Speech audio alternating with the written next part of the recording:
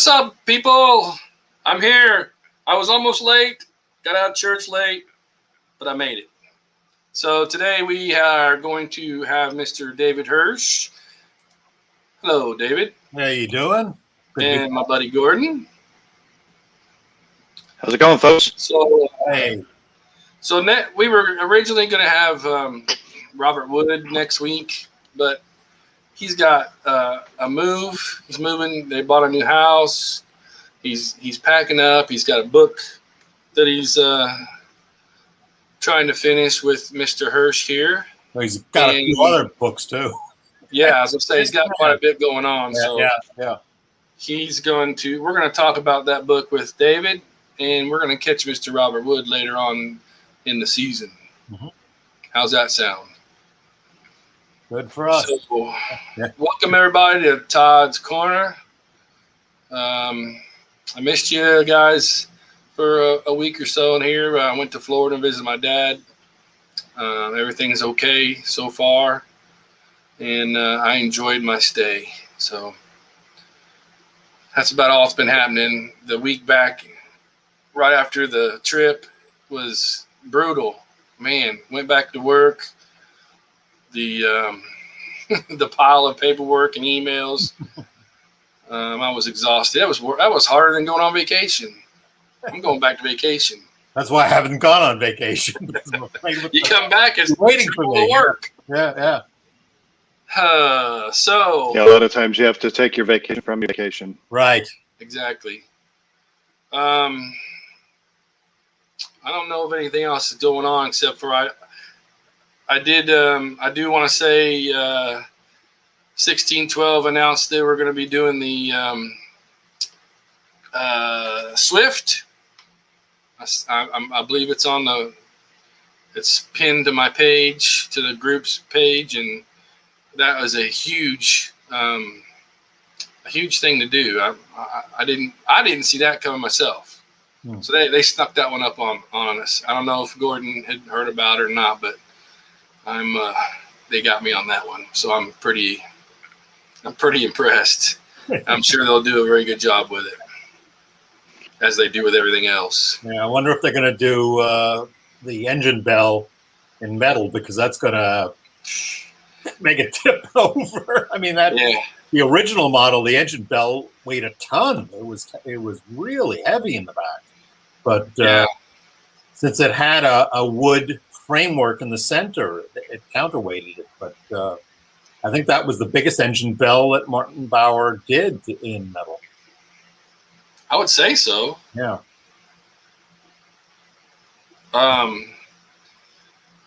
So, well, you know what? That Swift that David Jacobs did, that brought to Wonderfest that year. That thing was the same, probably about the same size, and it was a chunk of metal. Let me tell you. Mm-hmm. Yeah, it was. And I know Martin used to complain about, especially in the second series, that Brian Johnson insisted that all the engine bells were from turned metal, and he didn't understand why the need for that, because you wouldn't have noticed it really, the difference on camera. But apparently Brian felt that there was a need.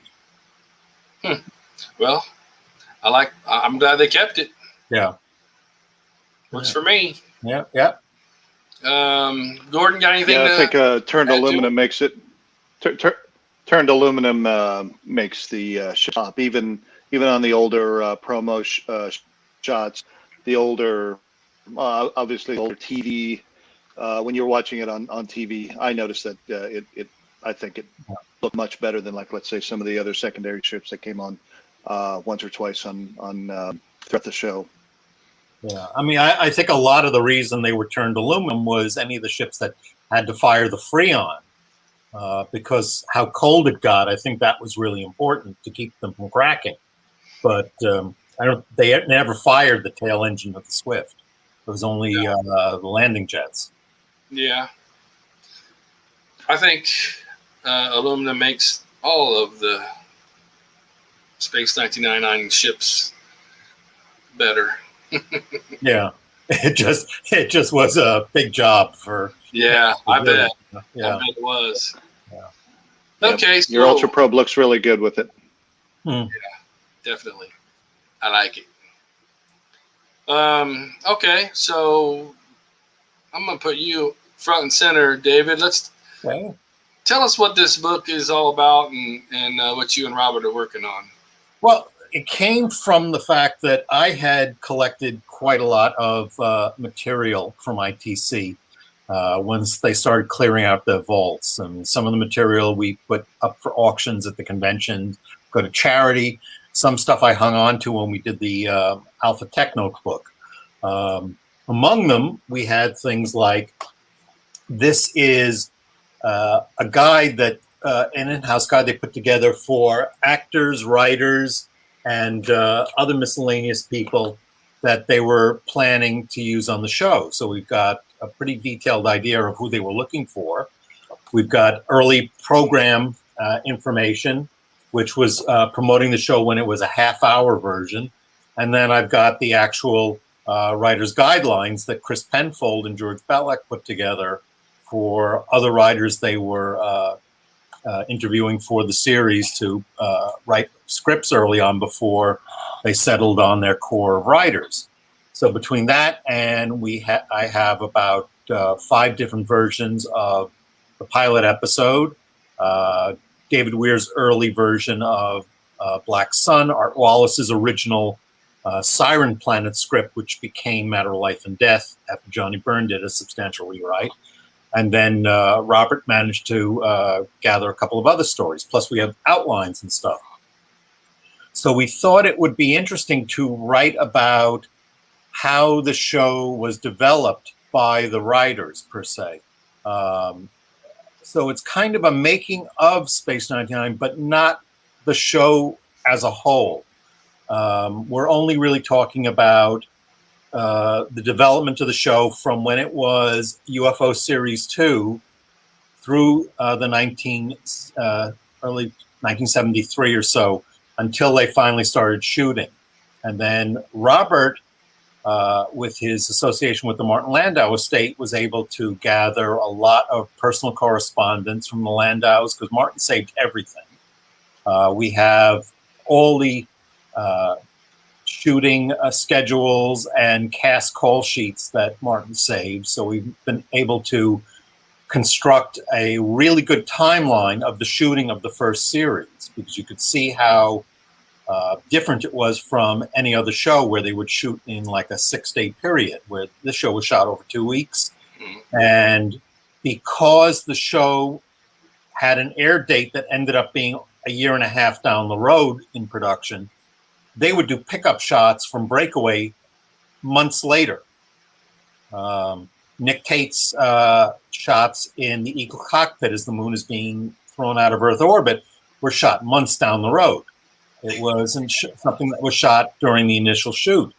So there were a lot of really fascinating things to see how the first series was made, which was very unusual.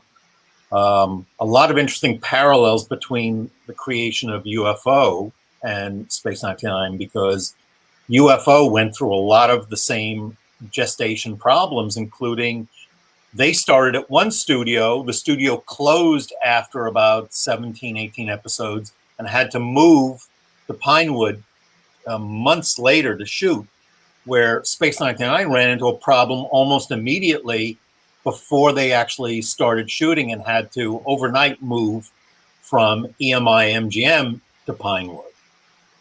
So a lot of interesting things as to how it all started, which really shows that how the show came to be. It's a lot of the criticism about the show. You see that the writers really struggled to make the show work. They were kind of stuck with the moon being blasted out of Earth orbit because Abe Mandel of ITC New York insisted that UFO Series 2 did not go back to Earth. And Jerry kept having to come up with a reason to not go back to Earth. And I think when they got to Space 99, he initially suggested blowing up the Earth. Abe Mandel thought that was too depressing, so they changed it to blowing the moon out of the Earth orbit. and the writers were saddled with this format, but they really went the distance to create these amazing stories. I mean, they didn't go for science fiction writers per se, because they were actually advised by, of all people, Gene Roddenberry, to not go for science fiction writers, because science fiction writers had he found that they had difficulty working in the medium. And you see that, for example, David Weir's script is virtually unfilmable as far as his visuals are concerned.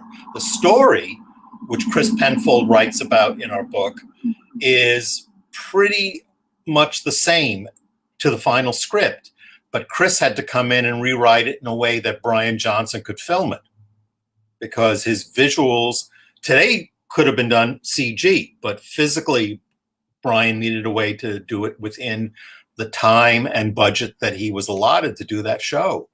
So we have a lot of this, because the early days of the show were really, really turbulent. That's pretty wild. Yeah. You mentioned Roddenberry. I was like, what? Double take? What? Yeah. Roddenberry and DC Fontana were all consulted in the early days, because they wanted a show that was going to be really unique. So they were trying to look at what worked, what didn't work. But the show ran into the same problems that most shows did at the time. The people that were providing the money for the show did not understand science fiction, thought it was a kid's show, it was a vehicle to sell toys. And every writer who worked on the show, George Bellac, David Weir, all approached the show as a real adult piece of entertainment. They wanted to write concepts that would interest people, that were unique, that would create a good amount of tension. But then, of course, Abe Mandel would look at it and say, well, I can't sell this. You've got to make this simpler. We all know when Black Sun was finished, they looked at the final episode and essentially told Jerry, don't do anything like that again. It doesn't make sense. It's too depressing. We don't want that. And then when they did Guardian of Piri, they told them, we don't want weird looking alien planet sets. And yet today, that show is considered to be the pinnacle of the show's design work, because you had never seen anything like that on television before. And now everything looks weird, crazy color skies, crazy color plants. It's just the show was way ahead of its time and kept trying to push the envelope. And the people who were providing the financing for the show just kept pushing back and trying to tone it down, which really is what happened with Series 2. Series 2 tried to push all the buttons that they wanted. Yeah, it shows what they knew. Yeah, I mean, it's not detracting from the fans who liked Series 2, but Series 1 tried to be something beyond what had been done before. I really think it was one of the first science fiction series to push its own format, because you had episodes that ran the gamut from Black Sun being, what happens when you're in a situation where you think you're going to die? What are people going to do? Then you had haunted house shows like Force of Life or even Dragon's Domain. It may have been a monster show, but it was an epic film type of presentation, which hadn't been seen on television before. So there were all these different little twists and turns to the format. It really set the writers' imaginations on fire. And I like the. I was going to say I like the idea of many episodes, not only focused on, I guess, the mysterious unknown force, but they also focused on not being able to answer all questions and all the leveraged techno babble and all that. Right. Though, even though we know that George Bellac only wrote the episode, and there were reasons why Belak left, which Chris does talk about in the book. George really was the heart and soul of the show. He set up the whole concept of this international base. I mean, his early scripts have really a tremendous amount of international characters. A lot of that was toned down because they had too many characters, or they would cast an actor in the role that they then decided to make the role more, the character more theirs. I mean, Sandra was always an Italian girl, and then Xenia came in and they changed that. The same thing with Alan Carter, started off as an Italian pilot because of the financing from Italian television. But eventually Nick got the part basically due to Lee Katzin, because they couldn't get the right actor in. So Lee was really Nick's champion on getting him into the show. So you see a lot of this in it. But George really set up the whole idea. I mean, having our three leads really didn't diverge too much from what Star Trek did with Kirk, Spock, and McCoy. What George decided was Bergman was going to become the sort of heart and soul of the series. He would be everyone's conscience. And initially, he was going to narrate each episode by writing in his diary, which didn't happen in the end. But originally, as Jerry and Sylvia had envisioned the show, the Bergman, or the professor, as he originally was envisioned, and the commander were going to be the two main characters. And then when they decided they were going to have a male-female lead, the Doctor became a character. And even Chris will admit that I think they had a little difficulty trying to figure out how to work Helena in as a primary character. I don't think a lot of the writers really knew how to write her in, which they had the same problem on Star Trek: The Next Generation with Dr. Crusher trying to work her in. So there was a lot of playing around with that. Freddie Freiberger decided to make her in charge of the entire environmental system to try and blow up her role in the second series. But again, they seem to have difficulty writing her as a lead character.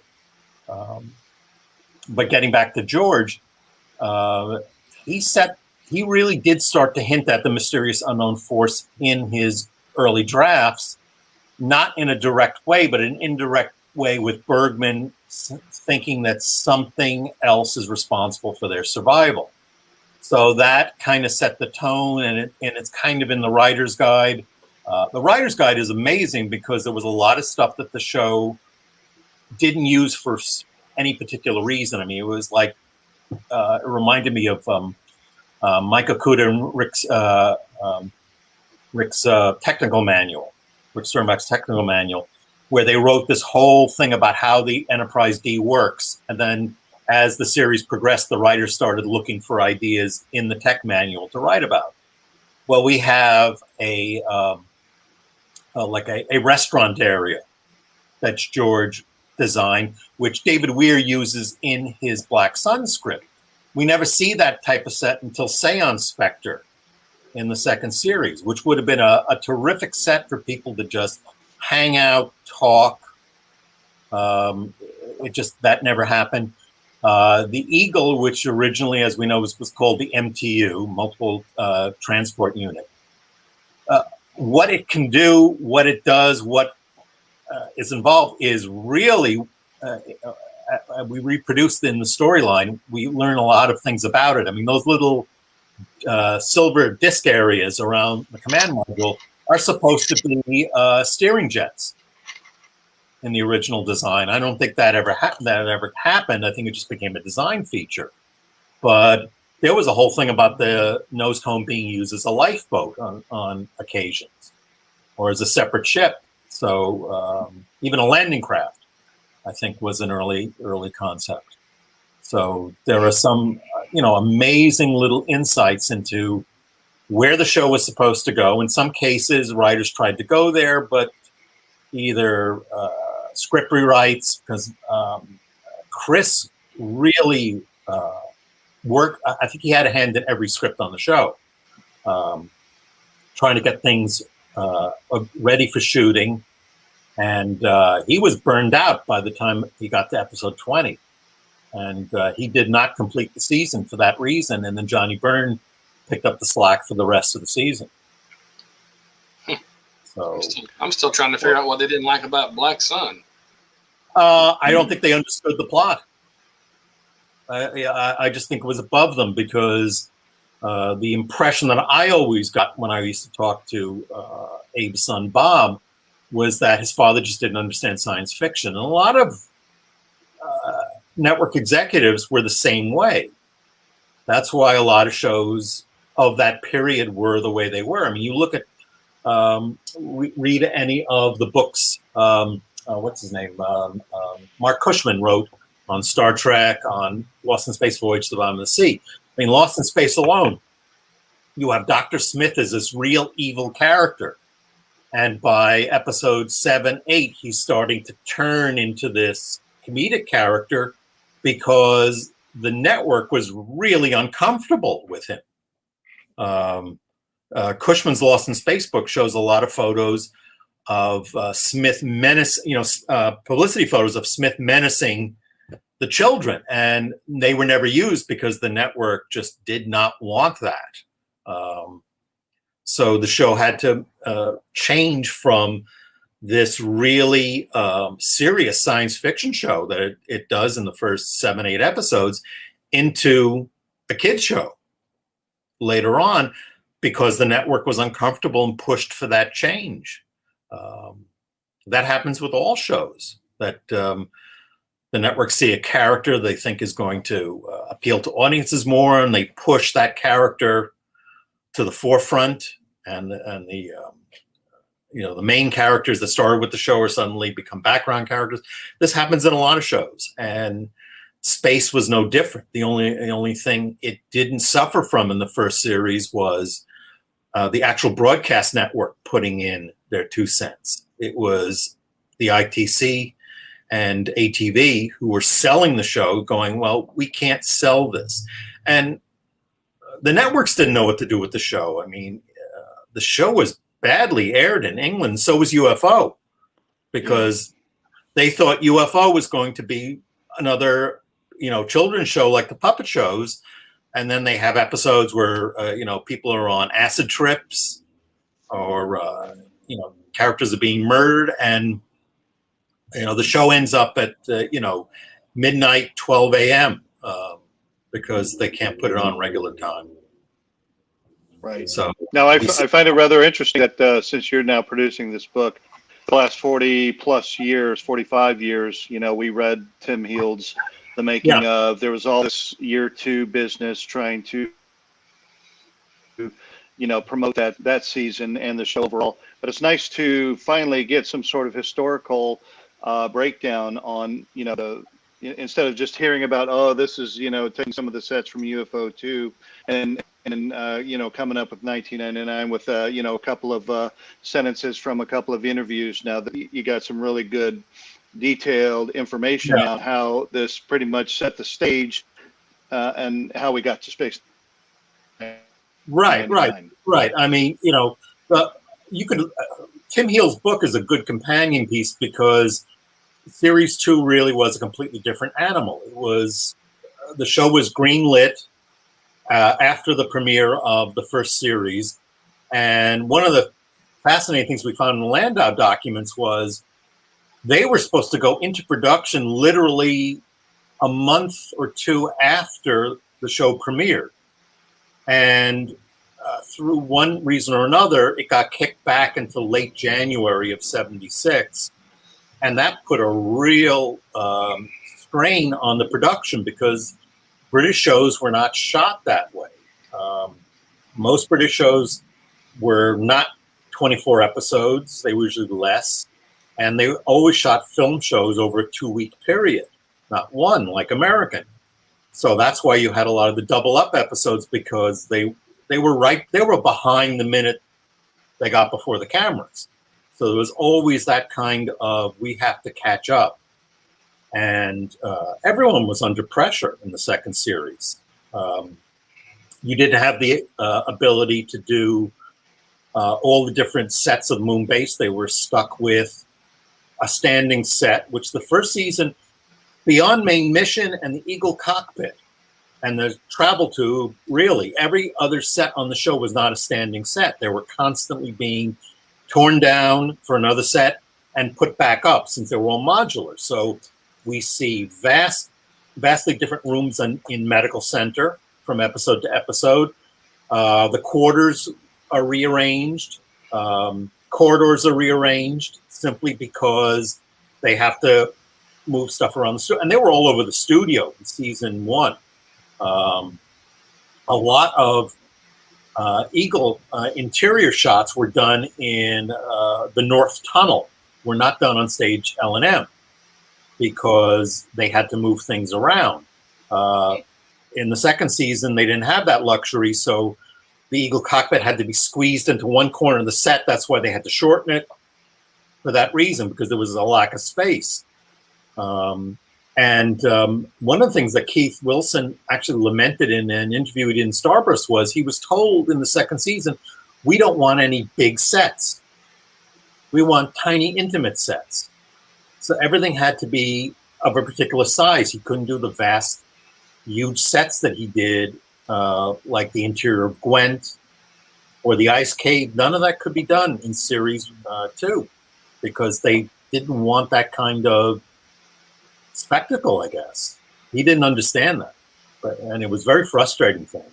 I imagine. That's crazy. That's what you got to have, some big sets like that. That's what made the interest. Man, right. Look at that. It looks that's what gave the show the film look. Right. And I'm sure Brian will also tell you that because of the schedule of season 2, they couldn't shoot the amount of visual effects they could. They couldn't experiment, certainly, the way they did, because we all know there's a lot of outtakes in season 1 of shows shots they either overshot or experimented with. I mean, one of the things that shows just how they had to be careful what they shot was in Exiles. All the shots of the Eagle as they're approaching all the little cryo ships. You never see the robot arm out, because if the cryo ships aren't in the shot, that means we could use that shot in later episodes and save money and time.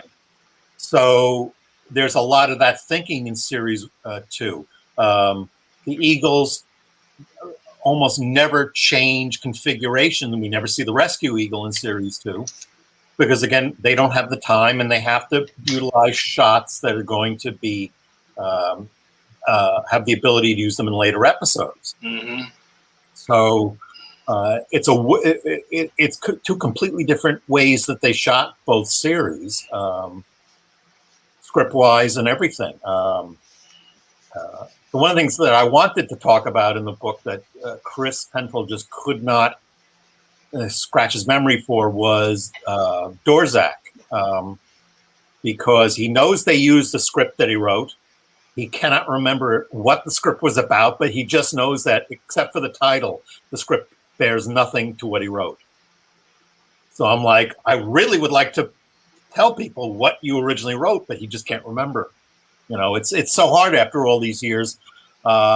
He thought he did a major rewrite on Black Sun, and then when I sent him the copy of the David Weir script, he realized that he didn't rewrite as much as he thought he did. It's just, time and all this work that we've done. We're trying to just help get him to remember things that happen, but you forget because it's just an ordinary day to you. Mm-hmm. No. That's wild. That's the kind of stuff you don't, unless like you and people like you have access to that information, we've never known. Yeah, I mean, we were really lucky that Martin Landau was a bit of a pack rat and that he actually brought everything back from London. So it's really interesting because one of the things I had to do was reconcile the shooting schedules to the call sheets because things changed. Mm-hmm. I'd see a lot of conflicts. And the way I worked out the schedule was I use the actual shooting schedule as what really happened, because those were usually issued the day before. And then anything I was missing, I'd look back at the call sheets and say, okay, this probably happened within this time frame. And also the call sheets also gave me the ability to put in a very concise list of who appeared in each episode. So we have a nice little catalog of not only our principal actors who will get on-screen credit, but all our supporting players, all the people who are in main mission every day. So you'll see which actors are actually in the show from start to finish. Some of them are in groups of shows. I put in the stand-ins like Suzanne when available, because sometimes they didn't know who was going to stand in for a guest star in a particular episode. So they just put in not available or whoever is available that day. I mean, they might even take somebody who's an electrician and say, just stand there while we light, because they didn't have somebody. I'm assuming that Suzanne would, right, could verify who they would pull out of the crowd to, stand in for a guest actor. But it was really interesting to see, how things. I mean, I wish we could have printed all the shooting schedules, because they do mention things like special props, and monitors and things that were going to be done. I mean, I tried to put in little footnotes for things that were unique, like a particular visual effect that was used in that episode. So you could say, oh, that was the episode. That was when they shot that scene in Space Brain where the phone comes in for the first time, that sort of thing. So you could see how those things were structured and picked up. They had to shoot, there were some episodes that were shot simultaneously, because when they built the reactor set for Force of Life, while they were still shooting Force of Life, they brought everybody in to shoot the interview scene with Rulenska on that set. That was the first thing for Alpha Child that was shot. So you'd have two of the directors working on the same stage, just shooting a particular scene, so they could utilize that set before they had to tear it down. Makes sense. Yeah, makes sense. So it was a very good conservation of resources. I mean, Keith Wilson has said you would think with the budget we had a ton of money, but it really was a stretch every week to make things work, because they did, they were, all the money is on screen. It wasn't piddled away on wasted shots or anything. Right. That's interesting. So what is your format? What is your format going to be with this book? You're going to have a lot of really good photographs with production. Not as much as we would like. There are reasons why we can't, and certainly the publisher that we're using has certain limitations within their format. So we're trying to, we have permission we're securing permission from the Landau estate to put in some of the memos and stuff, and Martin's little scrolls, because we have one of the things that we did find, that Rob did find in Martin's collection, which everyone, including Johnny Byrne, thought was lost, was thinking he was going to end up as the story editor for season 2. Johnny wrote a really detailed analysis of every episode of the first series. And it's fascinating to see his opinion of what worked and what didn't work. And Johnny had mentioned that at conventions, but he didn't have a copy and nobody knew where it was. Martin had it. So we're going to have that in the book. And you could see how, everybody saw things differently. I mean, the writers would write, you could understand that, Johnny would write something and then say, well, this actor didn't play the role the way I envisioned it, so I'm a little let down with his performance. But you'd look at the episode and say, hey, I thought his performance was great. It just, with any other show, it's so many opinions. You would hope that, it's amazing. Sometimes it's something really good comes out of it with all these people pulling at a show. Yeah. You know, and one of the things that was really tough to give a simple breakdown, because that's all I could really do in a book this size, because we have so much material.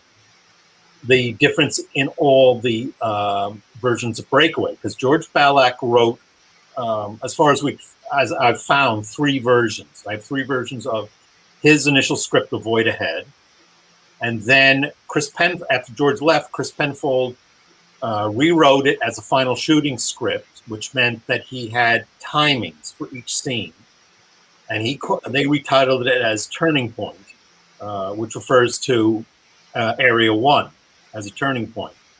The thing that's interesting about Turning Point is when you add up all the timings, the script runs a typical 1-hour episode script. It's in the same format, 4 acts, your epilogue, your teaser at the beginning. So we found no evidence that there actually existed a 90-minute or 2-hour script. But what is evident is the fact that we all know that Lee Katzin was a meticulous director, shot a lot of coverage for the first episode. They went way over schedule in the first episode. And Sylvia Anderson did have a plan to premiere the show at the Cannes Film Festival as a feature film. So they had enough footage to do an overlong episode, even though that really never happened. Now, there was a lot of footage that was cut from what Katzin shot that they had to go back. Jerry Anderson had to do some pickups later on, which we know. And what's most evident in the episode as you watch it, you'll see shots where the collars of the spacesuits change from the early puffy ones to the ribbed ones, and including Koenig's crash over Area 1. They keep cutting back, and you see his collar change. And that's simply because they had to do pickups later on. After Turning Point, I have what was the Blue Line Revisions, which was done about a week or 2 later, and that's called Breakaway. But that still comes in the same format, and there's still scenes missing that are in the final episode. I mean, the dialogue scene between Koenig and Russell over her microscope prods, that either was made up on the day or that was just something that was shot later, because it's not in any of these scripts. So you could see where footage would come up to have an overlong episode. But it was just never really prize. Yeah, but it was never really envisioned to be, a 90-minute or 2-hour episode.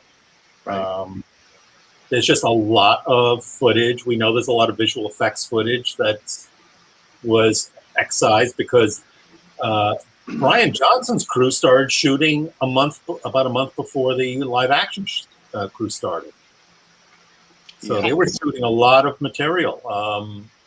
A lot of stuff is in George's script that you could see that was never done for one reason or another. I mean, that Keith Wilson production art painting of the 2 astronauts working above the rim of Moonbase Alpha's crater, that's actually in the script, that these guys are seen there in the main title. And then later on, when the nuclear waste dumps go up, you're supposed to see them get blown off their feet.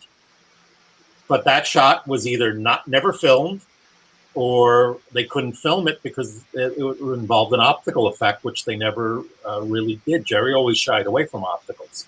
He always liked in-camera effects. He was not comfortable with what Universal did on Journey to the Far Side of the Sun with their optical effects. It was not something he liked doing. He liked the idea that you got the better quality on the film stock, plus you got to see the final effect a lot quicker than waiting for someone to do an optical. Gotcha. I'm curious. Oh, go ahead. Go ahead, Todd. I was just curious how many people were on set that could, change something. I mean, it sounds like some people like some things and some. Yeah, I mean, Jerry had to be the last person to say, "Let's do this differently," or. Oh, I think it always came down the line. I mean, you know, the script writers really would just write, and then they'd hand the script in, and then Jerry would go through it and say, well, we like this. I mean, Chris does talk about how as the show progressed, he had weekly meetings with the Landaus after a day's shooting. He would go to their house, and they would go over the next script, and they would give him notes. As to what they liked, what they wanted. The directors would probably do things on the day of shooting and make changes at the last moment. I mean, I'm sure there was stuff that was done that was off script. Right. And Brian and Keith would also put their suggestions in on what they could do and what they couldn't do. So we have a question from the audience. We got a Steven Kulik. Question, does David feel that the best people were working on making the show better at the time? I'm sorry? What was it? Oh, I'll repeat the question. Does David feel that the best people were working on making the show better at the time? Oh, absolutely. Absolutely. There was a real talented group of people who put their heart and soul into the show. Right. I don't think the show would not have looked as good as it did if the people were. I mean, Jerry always. That was Jerry's biggest talent, was that he knew talent when he saw it, and he always surrounded himself with some of the most creative people, especially people who were given their first breaks on the shows. And you got to remember. Just about everybody who worked on that show in lead departments had been with him for years. I mean, Brian goes back to Fireball XL5 in '62. Keith Wilson goes back to almost, I think, the same time. And Keith worked his way up from basically just being in the art department to in charge of it later on. So they all, really put their best foot forward on everything they did for that show. So I have two questions myself. First of all, are you going to be getting into a little bit of history of the music, the Barry Gray business? No. Catherine Ford, who is the partner of, I hate when I blank, our Barry Gray expert. Oh, he's going to kill me, because I'm just blanking on his name now. Damn. Didn't mean to put you on the spot. No, who produces all the Fanderson albums with Tim Mallett and everybody. Ralph Turgeon. Sorry, Ralph.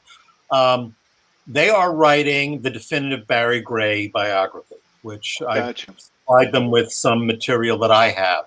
And that I think will answer a lot of questions. This book really started off focusing on the writing, primarily because I've always had a real, really thought that Chris Penfold is a brilliant writer. I enjoyed his company so much at the convention. So that's really where it came out, to all these discussions that Robert and I had with him during the convention. And he kept pushing back, saying, I don't think I can remember a lot of this. And we kept saying, just flow with this and just help us where you could. And it has. Once he started going over what we wrote, he was like, I had forgotten about this. Oh, yeah. And he wrote some really nice stuff. He wrote a really nice tribute to George Ballack, who, as I said, is sort of like the unsung heart and soul of the show, and set really things going. I mean, Chris started off working on UFO 2. So Jerry was determined not to let him go when ITC New York insisted on an American head writer. So when they brought George in, the first thing Jerry said to him is, I think you two would make a good team. I think you'll work really well together. So essentially, Chris became assistant. I think he's listed on the, in the writer's guide, he's listed as associate story consultant. So that was his title at the time until Belak left. And the one thing Chris says is, he and Jerry and George worked really well together. And they were lifelong friends until George's passing. So it gives us a chance to really, tell people, who this person who's sort of fallen into the background of the show, how much he's contributed to it. And just, it really started off as the writer's point of view, the development of a show from that. I wanted to do something that hadn't been done before. I didn't want to do the overall making of Space 99 because Tim Heald had done it. It does touch on the first series because I did go back to see what he did because I wanted to avoid that. And it sort of metamorphosized into something a little bigger thanks to the Landau estate. So we were able to find a lot of stuff that was never before published and people didn't know, or just back up rumors that people had heard for years. Wow. So my second question is that are you going to be covering any of the leading up to production of I guess the American market as well as the British market, September of '75, and then prior to that, the compilation movie that the Italians kind of put together was any, like Chris Penfold, are they involved in anything like that? Are you going to be bringing any of that story in? No, I think the Italian movie was done strictly by the Italian backers. I don't think ITC, even in London, had anything to do with it because they never even decided to distribute that version. Also, the fact that the Italian version doesn't have the Barry Gray score; it's all the Ennio Morricone music. No, right. But it was released months and months earlier before the actual premiere of the show itself. At that, during that period, and certainly in the '60s, there were a lot of markets that didn't have much television. So ITC did a lot of theatrical versions of a lot of their shows, and of course, we all know. There were all the theatrical versions of The Man from U.N.C.L.E. two-parters that were big hits in Europe, and eventually they did show some of them here simply because of how big the show was. So it just was another marketing tool to get the product out to areas that weren't seeing the show on a weekly basis because some countries only had maybe one television channel, if any, but they had movie theaters. So that was more common. I mean, as I said, we were trying to stick more to the writers and the development of the show. My original concept was to go for our initial episodes. So we have, as I said, we talk about the first episode because I also have Jerry and Sylvia Anderson's original half-hour pilot script, 0G, which we don't know how much of that was supposed to be the actual series, or they just wrote it as a demonstration, because there was a period where the show went from UFO 2 as a 1 hour show to the half-hour Space 1999 because they had done all the pre-production work on UFO 2 before ITC decided they weren't going to move ahead with it. Jerry didn't want to let the time and money go to waste, so he said, let's redevelop it. And in America, we had the emerging primetime access market, which was giving the 7:30 network slot back to the local stations, which now became pre-network slot. So you saw a lot of half-hour adventure shows like Ivan Tors did Primus with Rob Brown and stuff. So they were originally thinking, of course, the Protectors that Jerry and Sylvie were working on at the time was also half-hour for that slot. So they did initially start to do that, and then as they saw the potential of doing a 1 hour name actor show for network television, it went back to a 1 hour format. And that's where they started bringing in, they wanted to bring in American writers. So we have all these people, these writers they were considering for the show as story editors and stuff. Art Wallace, who wrote Siren Planet, which became Matter of Life and Death, he was one of the head writers of Dark Shadows. So he was a big American writer. He wrote for The Invaders. David Weir was a British writer, but there were some other American writers that George Ballack brought in. We have one script called The Breath of Death, and another called The Alpha People, which was not a script but a story proposal. That never went further than that. And then I've got 2 story outlines, which we detail. This is Anthony Terpeloff's original story outline for what was called The Earthbounders, which is pretty much to the episode, except it doesn't feature Simmons as the main antagonist, because nobody knew, I think at the time, that they would have him back for another episode. Gotcha. You could see in the you could see how that makes it a better episode. It brings Simmons back because you're more invested in the character.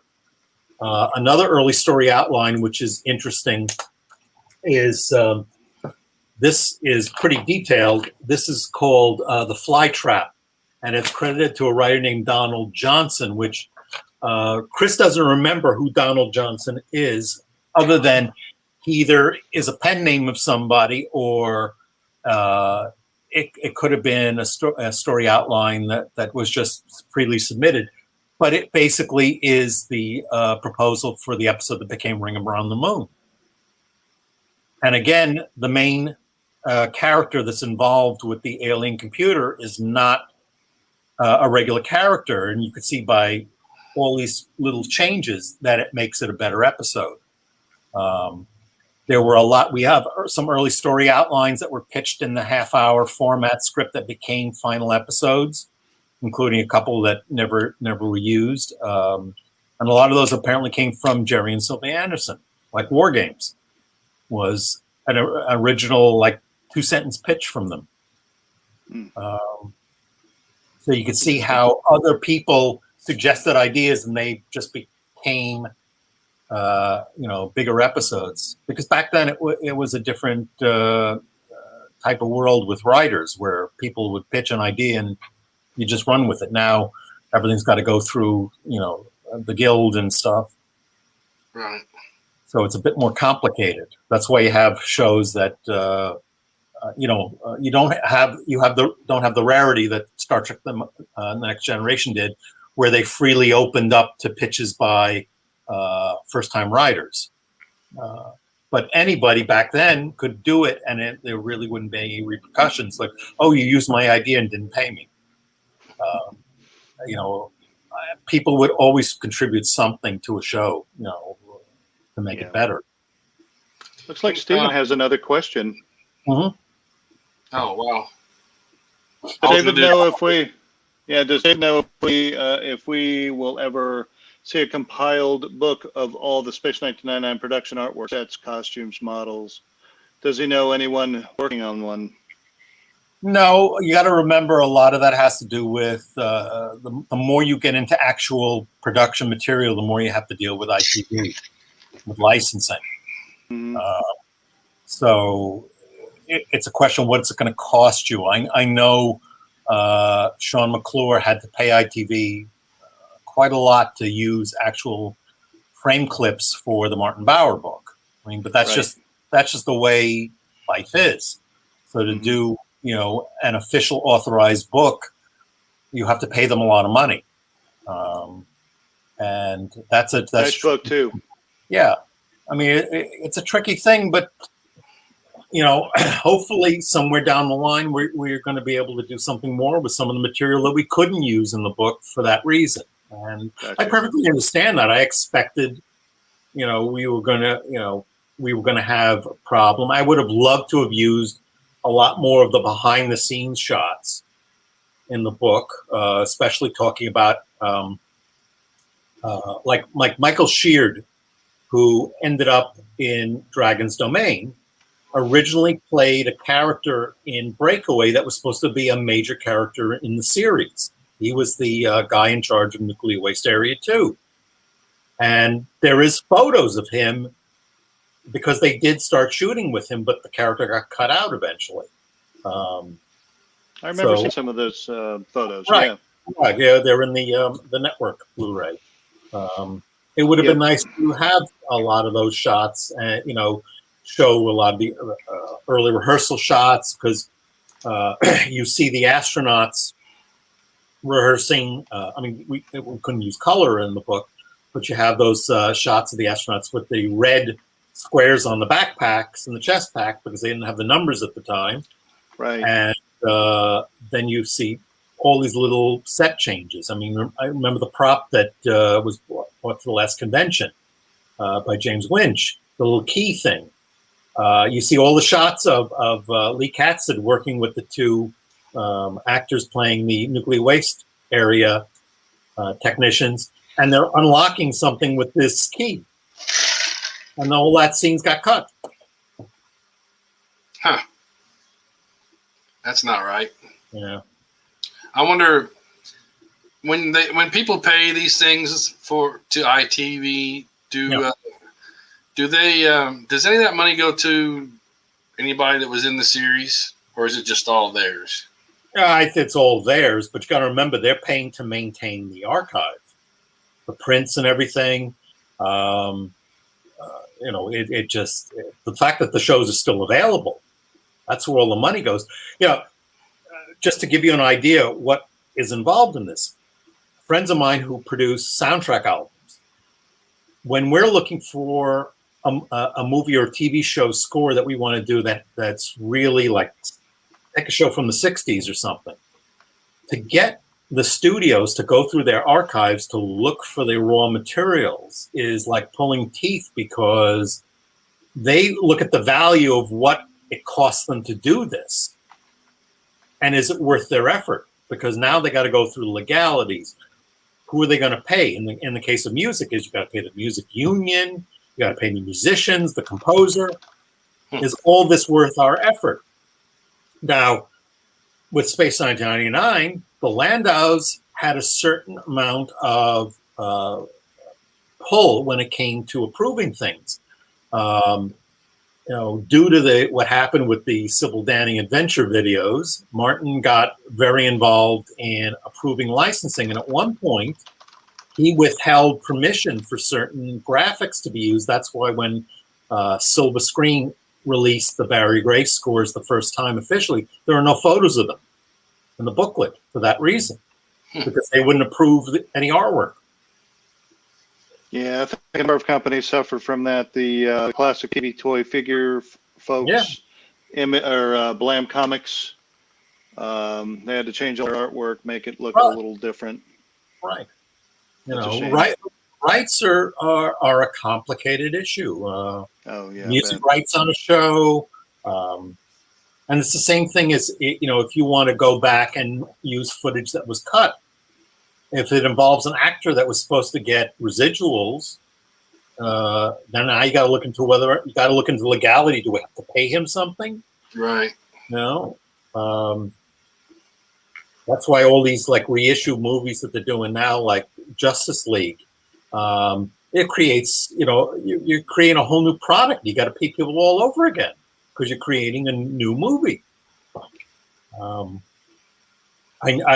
pretty sure that there was a little kickback from the Landaus over the TV movies, because it wasn't something I think they got really paid on. I think they did get residuals on any broadcast, because they were the only ones that really got money out of the show. I remember Derek Wadsworth complaining that he had to fight them over rerun the residuals. Yeah. So you don't think Martin liked the Sybil Danning stuff? No, he hated those intros because he thought it belittled the product. He was very protective of it. And I can understand. It's really, for people of our age, we look at it, we can laugh about it. It's like watching when Cosmic Princess ran on Mystery Science Theater. Mm-hmm. You could laugh at it and say, okay, that was kind of fun. They made fun of it. But from his point of view, that was an insult. Right. You know. Yeah, Jamie Anderson just did a video kind of short on his podcast, or an excerpt of his podcast, talking about that very thing about double ending. Yeah, we when I was writing for the Terrahawks audio series, the initial script I wrote, which was sort of like a love letter to the people who worked on the show at Bray Studios. I originally wrote sort of like a Jerry Anderson-ish character, and Jamie really thought it was not a line he was willing to cross to do a sort of. I wasn't making fun of his father. I think he was a little uncomfortable with it, so the character was changed to Lord Lowgrade, just because we needed somebody who was in charge of everything. It just you have to be careful what you do, because some people are just going to see it, as not respecting the product, and I can appreciate that. I see Wes's question about an original cut of Breakaway. I sincerely doubt that, because from my understanding is ITV or ITC essentially did not have any of the cut material left. I think it was a miracle that somebody found the audio that showed up on YouTube. But once the shows were locked, they never really saved anything. It was kind of rare that you would come across something. I mean, there was a missing Stingray episode that someone came across years later because it was in I think it was in a mislabeled can for a clip show. That it was the framing stuff for a clip show that they were going to shoot, and then decided they didn't need another episode. So it's really rare that any of the stuff would show up at this point. I think if that footage did exist when they did the Alien Attack feature film, they might have included it, but I don't think it exists, which is sad. But looking at the scripts as to what was cut out, really the only thing that is missing that's kind of an interesting thing is the subplot about Gorski and his relationship to Helena. What? The fact that that apparently it was kind of like he was interested in her, and she didn't give him time, so he basically shut her down as that's why an expert. Yeah. But that makes that's why that. Like when you see Koenig talking to Simmons, and he basically dismisses Helena's theories about what's happening. It's because Gorski basically dismissed her. Right. But that's really the only major thing that's missing. There's only those little tidbits. There was a lot more in the first version of Void Ahead that was not shot, simply because they just deleted scenes for one reason or another. I mean, one of the major changes from the first script is Koenig goes and checks out the Metaprobe. He physically goes on board because in Belak's original script, the Metaprobe is docked above Moonbase Alpha to a tower, which, as I'm reading it, I'm envisioning there's a scene that was also cut from Moon 02, which Les Bowie and his crew, which included Nick Alder, shot the Moon Express docked to a tower above the moon base. And I think you could see it fleetingly in one shot of the final film, but they actually cut it out of the whole film. So I kept seeing that in my mind, the same thing. Like the Altaris docked to the space station. How about that? But also Belak's original concept for some of the characters on Moonbase Alpha was some people were a little bit more emotional. He's got a technician aboard the Metaprobe freaking out when he hears that the astronauts won't recover.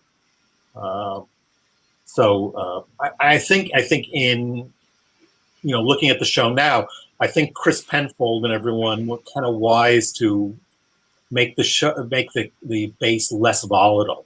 That people were more willing to follow Koenig that there wasn't the kind of backstabbing going on that I think Balak thought might happen in an enclosed environment with people bouncing around the universe.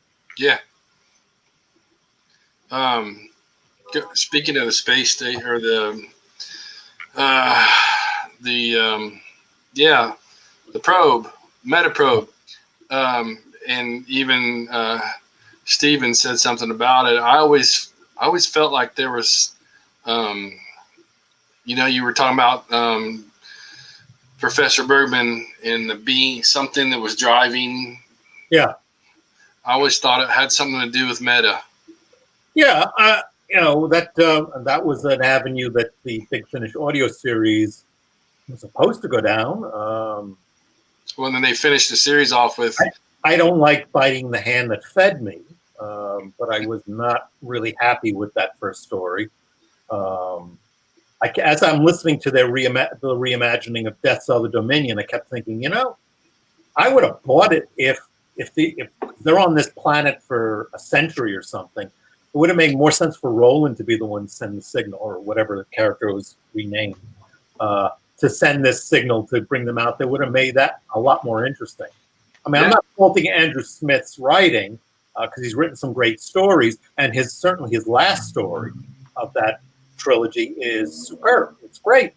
Right. Plus, that after they really went to this effort in Breakaway to set up something that was a bit more, I guess, scientifically accurate than just having the moon, blasted out of Earth orbit like it has a rocket engine. I was hoping for more, and then they do 3 episodes that again have the moon ping-ponging around the universe from planet to planet, and that kind of let me down to what I was expecting. I thought they might go further with this and create something that was better. I mean, certainly, I know people have complained about Koenig and Russell's relationship in the audio series, especially in Breakaway, but truthfully, George Balak's first script has them pretty much sniping at each other exactly like that. Because she's just been burned so badly by Gorski's treatment that she thinks that Koenig is just simply a yes man for Simmons. And then he's not here to take care of everything. He's just here to support what Gorski and Simmons have been doing all along. Mm-hmm. So I could see where, I don't know if Nick Briggs read the Balak script or not, but he was pretty much following down the same avenue. Interesting. Yeah. There's a lot of stuff I didn't know about. Yeah, and a lot more we'll have in the book that, a lot of the actors that were considered. I mean, everyone knows Robert Culp and Catherine. Catherine. Yeah, Ross. Catherine Ross, were I think Sylvia's choice for the leads until Landau's came in the picture. But Culp kind of soured things because he really wanted to write and direct and be heavily involved, and I don't think Jerry was willing to let him do that. Probably down the line he could have worked it in, but I think that scared Jerry off because this was such a big thing, and for the Andersons, 73 was a rough year between losing UFO 2 and the market changing in such a way that they didn't know what they were going to do next. So they had a lot riding on Space 99 to succeed. Yeah, I'm wondering if Americans doomed it. Seems like every time they wanted to include American writers and American directors. Well, a lot of that problem with that is simply that there's just such a difference in approach between what American writers do, what American directors do, what American actors do. I mean, you look at any of the American actors that ended up working on the British shows, and it's not just the Landaus. I mean, the Landaus actually were pretty gracious with what they were treated extremely well, and I think they were pretty gracious with what went on the show. But I mean, Robert Vaughn doesn't speak highly at all of the Protectors. He never did. Roy Finnis never spoke very highly of During the Far Side of the Sun. And a lot of the other American actors that worked on the ITC spy shows also had problems with the show. I mean, Shirley MacLaine, I think, walked out on her show and never went a full season. Right. Because she was constantly fighting with the production team with what she did. It's just, I think that's what the appeal is of British shows and other foreign shows to some people, is that they're different. They have a different outlook, a different approach. It's not the same thing regurgitated over and over again.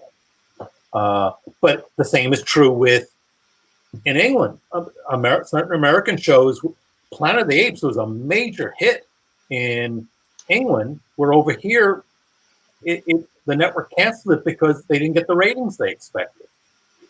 But other countries, it was a tremendous hit. So it's just how people interpret a show. Right. Yeah. I would tend to agree. Did you see another question from Nick, Dave? I haven't actually watched the show yet, which is unfortunate. I want to, because I just don't have Apple TV. But I think it was cool that the Comlock. But I think that's yours, Gordon, is it? Yeah, yep, it was mine. Yeah. Not no more. They didn't send it back. No, the story is that he had reached out to one of the other builders to see if there was an extra prop, and he had referred that production individual to me. I have extra stuff. I wanted him to have a really good one that could be taken and it wouldn't be fragile or whatever. So I thought Simon Brett's build of the Century Castings one would be perfect, because it's tough, but it's also very photogenic. So it looked really nice. And then a few days ago, I saw this posting of it. It's like, oh wow, look at that. And then I emailed the individual back and I said, hey, looks like the comment. Yeah. He replied, yeah, that's it. He replied that yeah, it was a big hit with the production, the writers, everybody making the show. So it's kind of neat to see that being in there, and a slight 1999 reference. Yeah, we all kind of smart over the fact that there was a certain amount of negative comments about the show, but everyone always settling on, well, it's so scientifically inaccurate. But the one thing that really comes out in the writing of the show is the format really allowed them to write stuff that was different. I mean, you write a show like a Star Trek show where the spaceship goes to planet. Well, eventually, by the last act, they're going to leave the planet. With Space 99, there was always this uncertainty as to how long they were going to be at the planet, or if they're going to be in a planet at all next week. Right. Or if they're going to have food to eat. There were all these different things that really set the writers' imaginations afire. Brian's design work, Keith's design work were just really wonderful for the time. Yeah. Well, what I liked in year one was that if you were going to be passing by a planet, they'd actually talk a little bit about, we got so much time before it moves on. Yeah. In season 2, they missed out on a number of opportunities, in my opinion, where just how serious are you looking for a planet? Apparently not that serious, because how picky do you want to be? Yeah, I mean, the only thing serious was the idea that they're looking for a particular metal, but that kind of went by the wayside too. Yeah, and that could have also been just a time factor of just getting the scripts before the cameras, because a TV show is a giant eating machine, and you have all these people who are working on the show, and they're standing on the set waiting to start shooting, and the script's got to be there. And good, bad, or indifferent, it's got to be right before the cameras. They had the luxury in series 1 to go back and fix certain things when they were able to. I mean, certainly with the regular cast, they could always pick up something later on. In some cases, you had to bring back the guest star, like Carolyn Mortimer had to come back for some reshoots for Last Enemy because the episode ran short. But that was easy because I think she was available.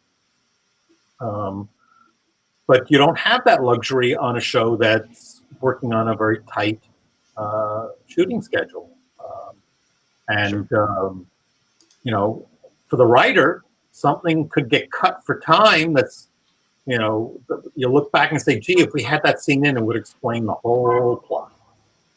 Instead, we're at the end of the show and everyone's wondering how we got there because we didn't have we had 40, I think these were like 52-minute shows with the opening and closings, which is a lot compared to what we get now, which is like 42. But it's still really tight. Would I write for the remake? It's an interesting concept to do. I mean, I would love to write for the Big Finish audio series. Certainly, I mean that writing audio is actually a really good challenge to try because you're writing visually, but you have to explain everything in your dialogue. So it was a real challenge to write the 3 Terrorhawk shows.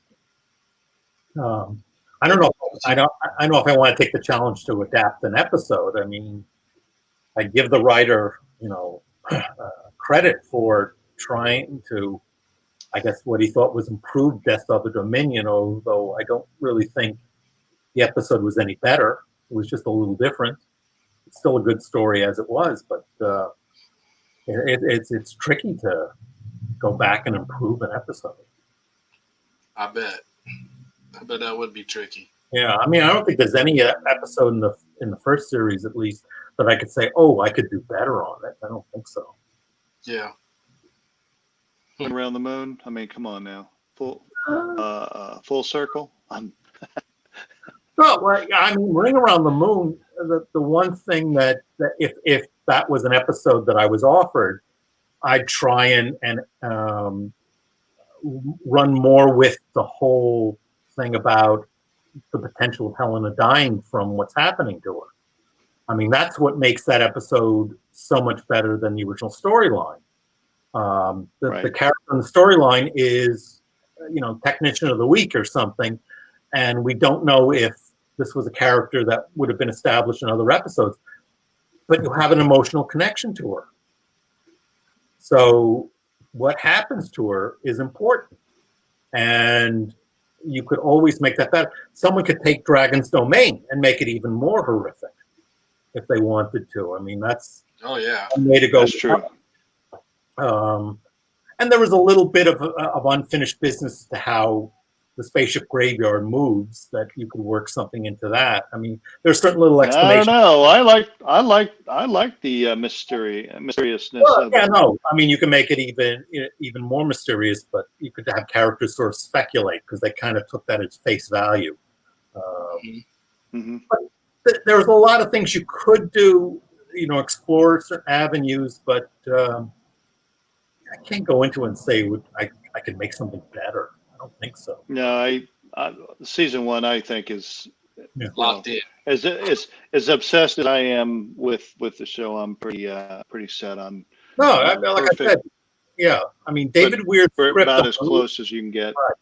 I mean, David Weir's script on a reread is pretty much a solid script. It's visually more challenging. So I mean, to go back and redo the visual effects the way he's described them would be the challenge in that. But Chris added in all that stuff with, everyone's sitting around like Paul with the guitar and everything. All that stuff was added in by Chris. And that's really good personal stuff that the show sometimes didn't go down far enough. I agree. Another good example, Last Sunset. Yeah, Last Sunset. And a lot of our supporting characters never got got the kind of screen time that they could have done. I mean, you could have done like another, like Next Gen did that Lower Deck show where we had all these background. I mean, these are people in a section.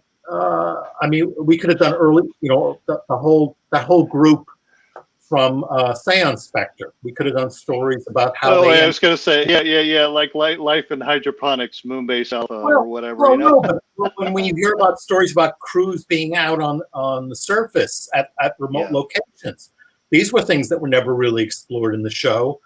All these other, we never really explored the moon itself in the show. I mean, you would think that there might be other installations, other places to go. I mean, the moon was a fairly...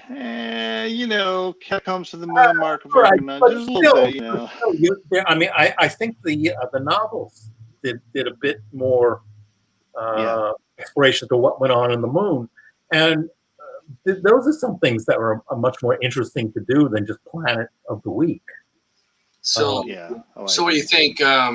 Star Trek, they did the what do you want to call them? The re-imaging. What do you think about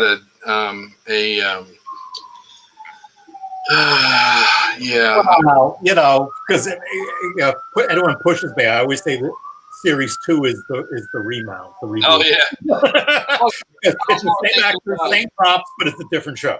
Yeah.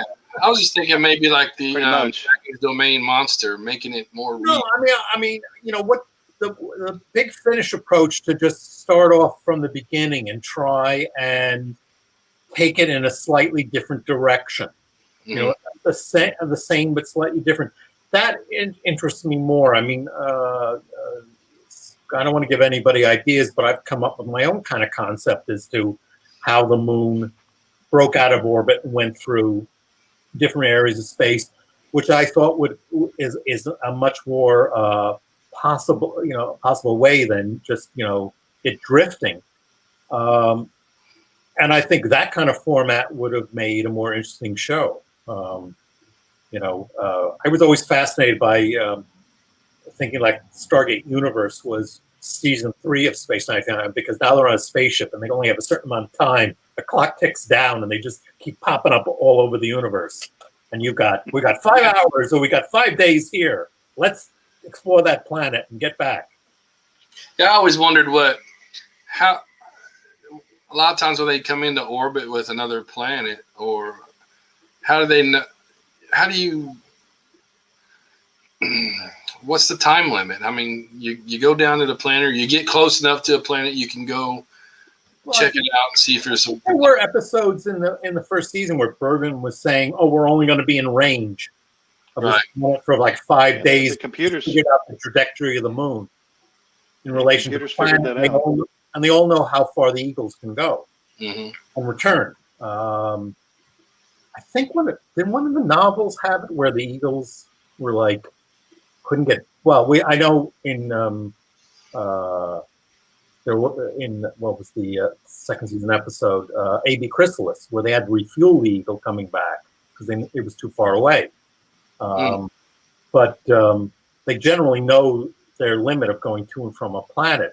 I mean, it was rare we had episodes, like Testament of Arcadia, where they made out like it was a long trip from the moon to the planet. It wasn't like, we're just driving down to the store down the road. We're taking, we're going up to Grandma and Grandpa's in Massachusetts. Right. So, write the novel. Yeah, right. I'm going to write a novel. Okay. No, so David, Chris said, and it makes really good sense too. Perhaps it would have been nice to see an eagle fly over the Apollo site, or one of the Apollo sites. Yeah. In the show. Yeah. No, that was kind of left out of the show too. The other landing sites. So there was actually no mention of Apollo or anything in the show. But then again, as I said, as they're writing the show, I think they were thinking of other things. But there's certainly, you could have written some of those episodes that had to take place with the standing sets on the moon. I could have easily written that, but they had other ideas. Other things worked and passed through. I still would have. It would have been interesting to be a fly on the wall conversation of Koenig talking to whomever to say, "Hey, look, what are you going to do about sweet talking our seamstress to make up these new uniforms?" Yeah. Yeah. Well, it was funny because I was talking to somebody the other day about Deaths of the Dominion, and I said, "Well, I always had this idea that in the early days of Moonbase being set up, I had this idea of the quartermaster looking at this shipment and opening it up, and they're not uniforms, but they're snow gear for Ice Station Alpha." And he's like, "What the hell are we going to do with this stuff? Right. Stick it in the back." That's how they got that stuff. Yep. Because you look at that episode, and it's like the Gilligan's Island concept. It just appears. We need it. It just appears. Yeah. Yep. Goggles and all. Goggles and all. It was change the patches. That's all. So and of course, being, even Chris admits, the fact that they knew the episodes were going to be scrambled on transmission really makes it impossible for you to do any continuity. So at the end of Breakaway, where's Meta? Where do they go? Well, right. E.C. Tubb decided to make Terra Nova Meta because it fit in with continuity of the novels, and he was able to combine stories, which you couldn't do on the show. And then you had the same problem with Alpha Child. What happened to Jackie at the end of the episode? I don't know if they actually thought that out, or they just decided, well, he's there somewhere. We just don't see him. He's there. Yeah. It's like the older brother in Happy. Maybe one day he'll play with Pask. Yeah. Or Ettrick. Excuse me, Ettrick. Yeah. Not Pask. Pask is the dad. Yeah. So it's just all those things that happen. Just curious things, but it's interesting to see, how when you look at the scripts, how E.C. Tubb and stuff, worked out a lot of little story things, because in The Fly Trap, Donald Johnson actually has the professor discovering the planet's gone. And I kept thinking in that episode, how does he know this planet's gone? And E.C. Tubb said, well, that's because they got the information from Voyager. It all because he put the Voyager's return before that episode. Oh, right. That makes perfect sense. It was nice that the books could fill those little gaps in, but in the way shows were, they had no chance to do any kind of character development. There's a lot of conversation going on with just one scene from The Last Sunset, and that's when Koenig and Helena pulls the window down when they're letting the air in. Out of the lab. And of course, a lot of people think that's main mission, but it's actually one of the windows from the lab. Yeah, and but there's a missing segment. I think is covered in the novel. Right, and I think it was in the script. I think that was in the script where they had a technician changing out the windows. It'd been nice to have them show that. Yeah, but like everything else, it's like, okay, well, we can just cut this scene because we need the time. Yeah. Yep. Yeah, we can just cut this character, and we can cut this, and they won't notice. I know, but unfortunately, especially when you're involved in something and you've been rewriting it several times, you take it for granted that the character, that you're cutting something that's important because it's in your mind. Right. Yeah. And then you got, message from Moonbase Alpha that goes right back to the Meta probe again, or Meta segment. Right. Yeah. So then you're going, what? I thought it was a done deal. Yeah. So. Give me a moment. I'll be right back. Just give me 1 second. So while we're waiting on that, maybe we should throw in a couple of plugs. Yes, go for it. Oh, well. As we were talking earlier, Sean McClure's Martin Bower's Modeling World book, I would highly recommend checking that out. You can get the Kindle version, or you can get the Amazon or the softbound version. It's a huge book. Just go to Amazon UK or Amazon.com here in the North America or States, Amazon.ca, I think, for Canada. It's a really good book. It's probably one of the better books I've ever seen. Very well produced. I'd hit that up. 1612's coming out with a whole bunch of new stuff. Hopefully, with that freight ship being freed out of the Suez, hopefully we'll be able to see coming to fruition here within the next couple of weeks. Anything from Fab Gear? Anything? Anything from Fab Gear? As Todd has shown up here, use discount code Todd. There's a lot of 1999 as well as a lot of sci-fi stuff, a lot of Jerry Anderson stuff. Just check it out, fabgearusa.com and whatnot. So there's a couple of plugs in for you. And those work. That code works on. Welcome back. Yeah. That code works on pre-orders too. Oh, right down there somewhere. What do we know about what's it that's coming out with Eagle Moss? Still kind of vague. What you saw is what they had produced. They really haven't gotten any pre-orders things going on. The one thing that I did notice is that apparently they're going to be partnering with Jamie Anderson for the official Jerry Anderson site to do some orders. I'm not sure how much from that they're going to be marketing their Eagle. Right.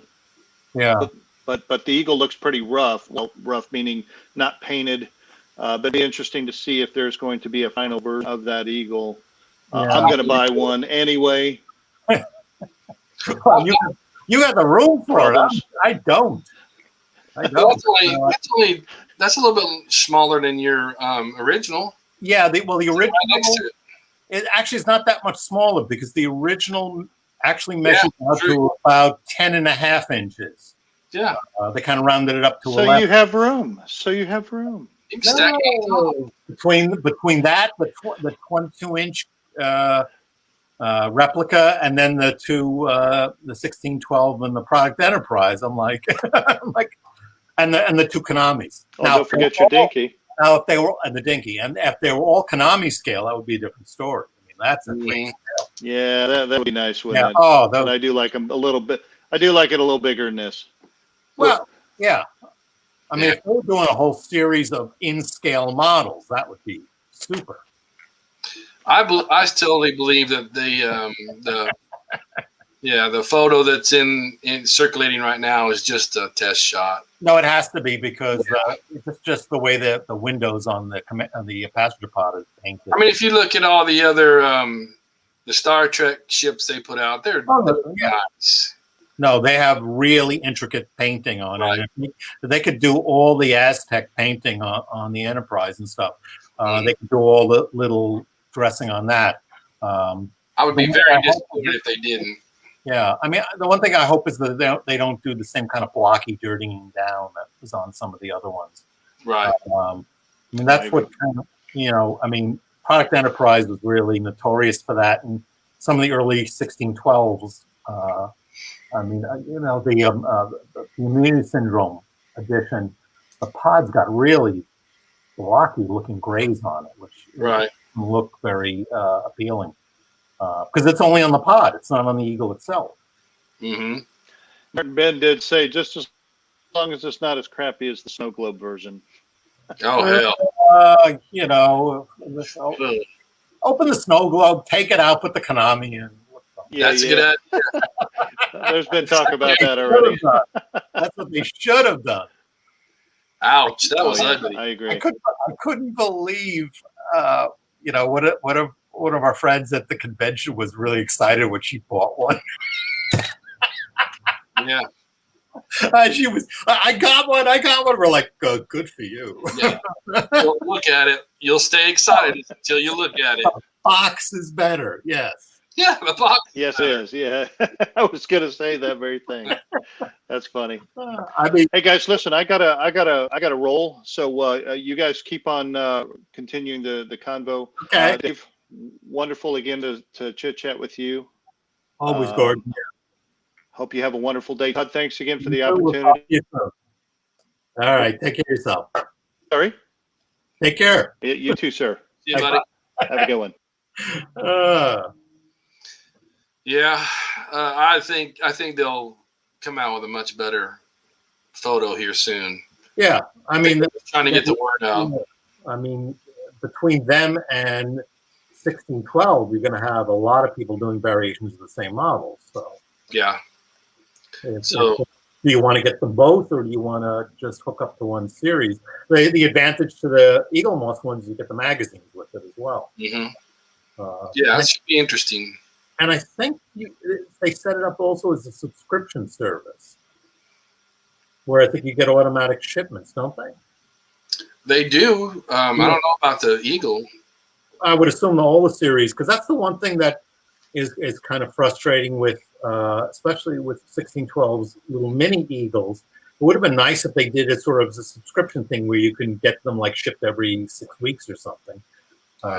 Makes it a little bit more palatable, because I'd buy the set of the little mini ones, except I don't want the launch pad. It's just, it's too big and it's not something I really need.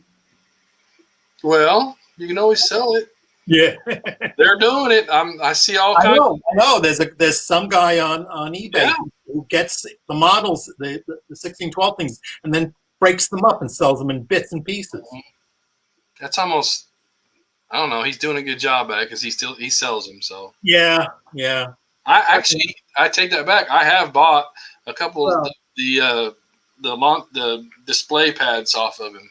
Yeah, I mean, I would probably want to buy, a module or two just to have, because at one point Gordon had a lab module available and I missed out on that. But because parts are easier to put away. I'd love to get a staircase off of the hanger set, because that would go great on the studio model. Mm-hmm.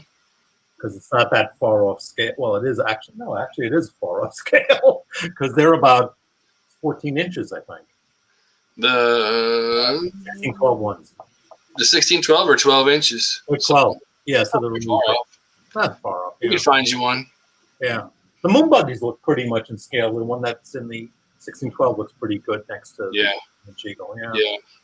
There's not much difference. I mean, we're talking, what you say, 10 and a half on the original? 10 and a half, yeah. Yeah, so inch, not much better. So but it's interesting when you hold them. There's a bulk to the 1612 that you don't feel with the studio model, and you probably won't feel it with the Eagle Moss one. Probably not. No, but that 1 or 2 inches just makes a big difference. Yeah. Well, I mean, look at the difference between the new 172 Eagles from round 2. You wouldn't think it would be that big of a difference, but you set them side by side, and you're like, wow. Yeah. So scale does matter. No, it does. It does. I mean, depending on how much room you have to collect these things. So when do you guys have to have this book done?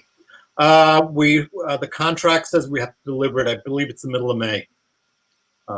And then it's just a question of how long it takes them to do it. So we're right now in final editing stages. Mm-hmm. Robert's doing his thing, and then he's going to send it on to me to do some final editing.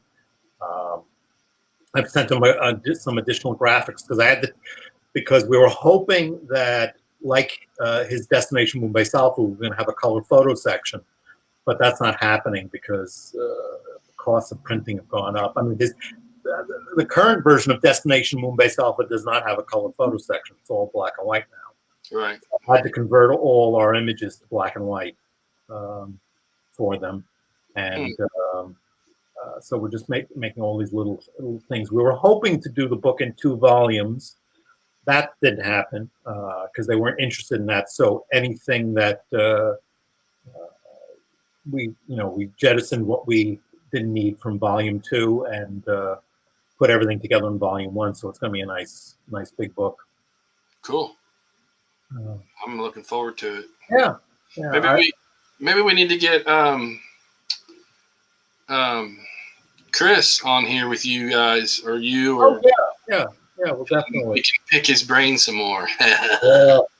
No, he's a great guy. Not that you haven't probably already picked it enough.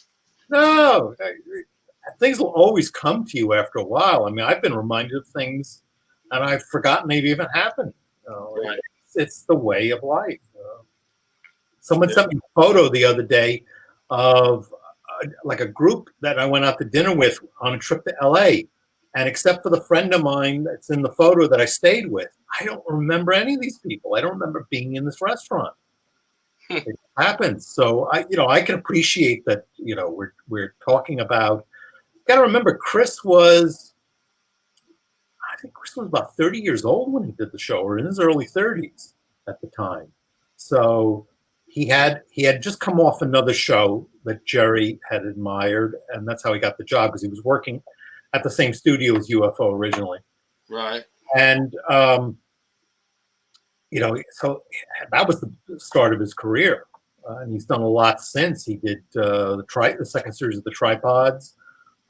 He wrote some episodes of the original All Creatures Great and Small that Johnny Byrne was the head writer on. So there's been a lot of water under the bridge with Chris. So I can appreciate that he's having he's trying to remember a lot of things, and of course he's doing the Helios project with Robert that we did the script reading at the last convention with. Well, that's pretty cool. Yeah. So he's pretty good and active still. Man, you just overloaded my brain today. That was so much information. I'm gonna have to sit back and watch this video again. Yeah. Because doing all the different, putting up names and stuff like that, I kind of lose some track of what some of you guys were talking about. So I'm gonna have to watch this again, because that's a lot of good information. Wow. That's it. Have a lot more in the book. Yeah. The Martin Landau stuff brought so much more to the table. Yeah, and I need to just sit down with you one day and just listen, where I'm not distracted, and just listen to all this stuff. Because all I need is more coffee, and I'm good. Yeah. I'll keep you in coffee. Don't worry about that. Oh yeah. I mean, I enjoy these kinds of things, and I'm sure our watchers and our friends and fans. I gotta say, I almost have to say we're just one big friendly group, because I see the same people on the show as in the group and everything. So we've got it's pretty neat. And I'm sure they're learning things too. Yeah, I mean, it's always great. I mean, the conventions, the last two we did, were terrific. I mean, everybody was. Mm-hmm. It's such a different world than I think when the show started.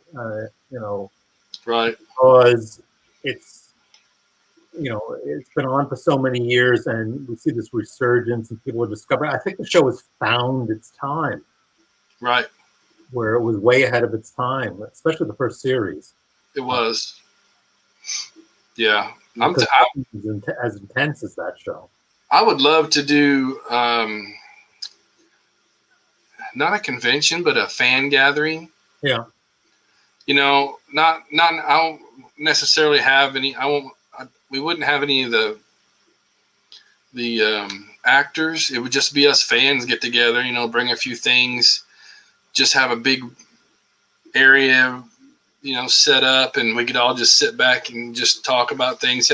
We used to do a lot. We did a lot of that in the display room. I mean, everyone's holes and collection was always because we all know that, hopefully the convention next year will happen, after all this is blown over. But I've told Warren and Robert and everybody that if I go, which I hope to, I can't bring any of the props. It's just not possible to travel international with this stuff anymore.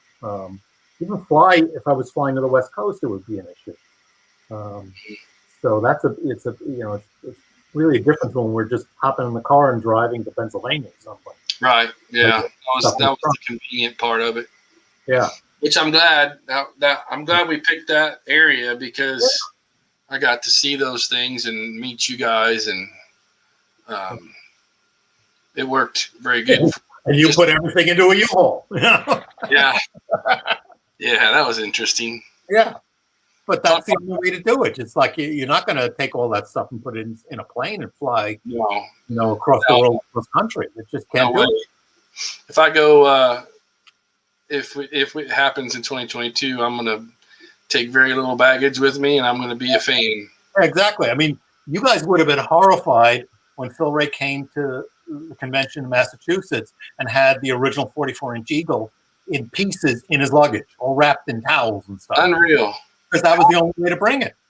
Yeah, but I mean, that's crazy. Yeah. I mean, it worked, but no, but that also shows you just the resilience of the model. The model right. designed to come apart into those basic components. Mm-hmm. You know, we've all seen the Blu-ray shots of the guy soldering parts, you know, in between the spine. But honestly, you know, you could have unscrewed that whole thing and pulled it apart. Because that's what it did. You know, even those straps that you see that whole back spine on they came off. So I would reckon that was probably just for publicity shots. Yeah, or he was doing something they had to do it quickly. True. Yeah, didn't have time to take it apart. You know, because always the shots of Brian Johnson with the airbrush without the hose attached. Yeah. I want to do something, but they won't let me. I know. You know, Ed Marecki was so enamored with that shot when we were doing the Enterprise restoration. He had to have me take a picture of him doing the exact same thing, just standing next to the Enterprise with an airbrush pen with nothing attached to it, because it's his Brian Johnson moment. So, okay. That's funny. Yeah, that is funny. So we really don't know when the book will be out yet. So I'd say probably. I would say sometime in the fall. I don't know what their turnaround is exactly, but we only sent the book to them maybe a month ago to see if they were interested, and we already have the contract signed. Nice. So they are hot. That's awesome. Book, yeah.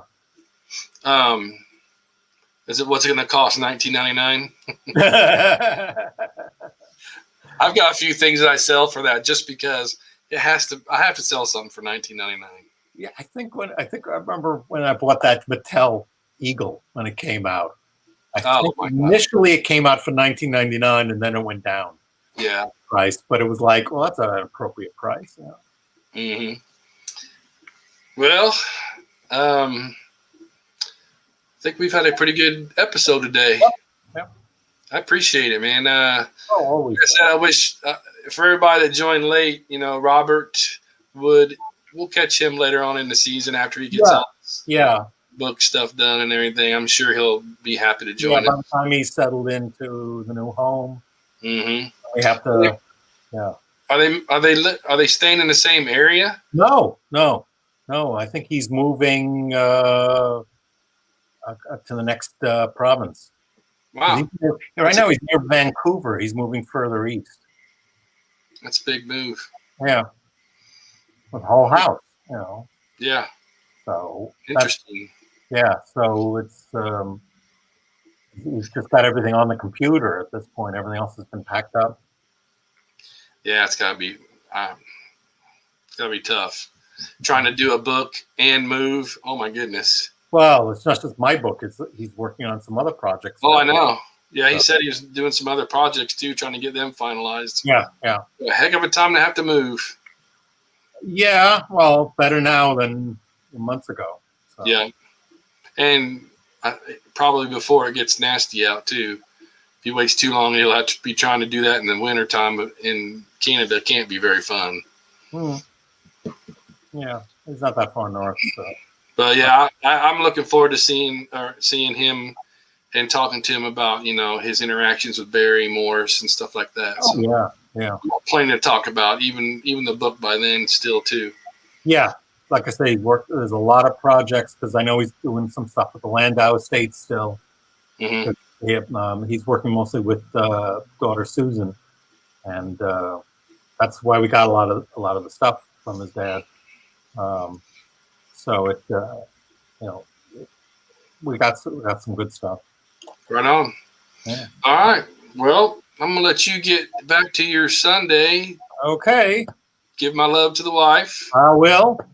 All righty. Thank you very much. Rest of the family, you take care, and we'll talk soon. All right. See you later. Take care. Bye-bye. Bye. Okay, everybody. That's gonna about do it for today. Appreciate everybody joining in. Remember, subscribe, hit the like button, and share. Sharing is caring, especially with Space 1999. All right. So thanks, everybody. Have a great rest of your weekend, and I'll see you in a week. See you guys.